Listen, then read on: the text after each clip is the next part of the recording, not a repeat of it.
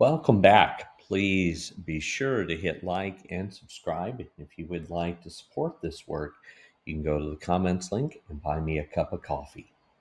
Today we are talking about Saint Macrina the Younger, saint of the Eastern Church.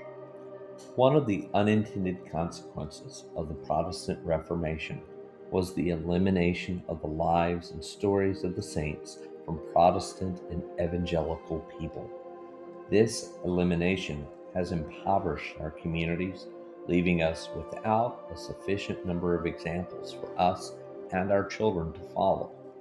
This is why I, as an evangelical Wesleyan, have sought to draw from this badly neglected part of our canonical heritage.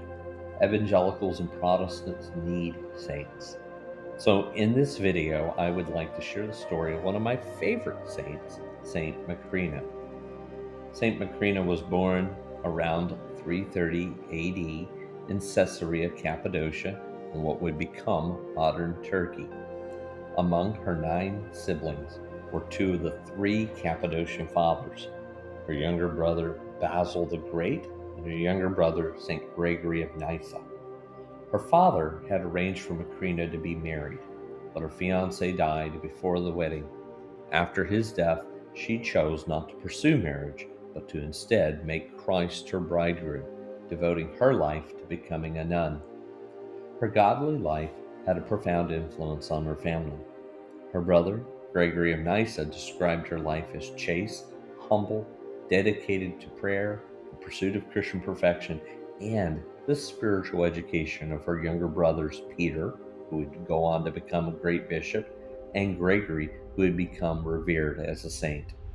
Her strength of personality, unblemished integrity, and superior intellect made her the matriarch of her family and left a profound impact on the lives of her distinguished brothers and their friend, Gregory Nazianzus, one of the Church's greatest theologians and doctor of the Church. All of this led some to start calling her the fourth Cappadocian. Here are 4 things that distinguish her life. First, she was technically a member of the laity. She would go on to become a nun and to start a monastic movement, but the focal point of our story has to do with her role as matriarch of her family, where she would play a vital role in shaping the life of the church. 2. She was a woman. As a female saint, Macrina reminds us that it takes men and women working together to reflect the full image of God out into the world and to make the Christian community strong. 3. She played a behind-the-scenes role.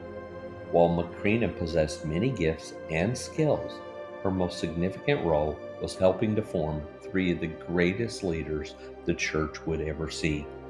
Theological contributions. Macrina was known for her theological wisdom. Her theological ideas, particularly her beliefs about the nature of the soul and the afterlife, influenced the thinking of her brothers and other theologians of the time. Living lives of vibrant faith, integrity, and intellectual depth can change the world, but sometimes it does so indirectly by shaping other and future leaders. In death, Macrina died in 379 AD. Her deathbed teachings and conversations with her brother Gregory were recorded in his work on the soul and the resurrection, which is an important source for understanding her spiritual and theological beliefs. Saint Macrina the Younger is celebrated for her deep spirituality, contributions to early Christian theology, and her role in shaping the religious thought of her brothers and the broader Christian tradition. She is commemorated by the Eastern Orthodox Church on July 19th. Saint Macrina demonstrates that even in our death, we may be used to glorify God and serve His people. Saint Macrina the Younger's writings and quotes are not as well documented as those of some of the other early Christian theologians. However, she is known for her profound spiritual wisdom, and a few quotes attributed to her have been passed down through the works of her brother, St. Gregory of Nyssa. One notable quote is, "Man's excellence consist in the enjoyment of God. This quote reflects Macrina's emphasis on the spiritual and divine pursuit as being the highest calling that we as humans have. Her teachings often centered on the importance of seeking God and the soul's union with the divine. It's worth noting that the primary source of information we have about her life and teachings comes from her brother Gregory of Nysa's writings, particularly his work on the soul and the resurrection, where he records conversations and teachings of Macrina on topics of theology and the soul.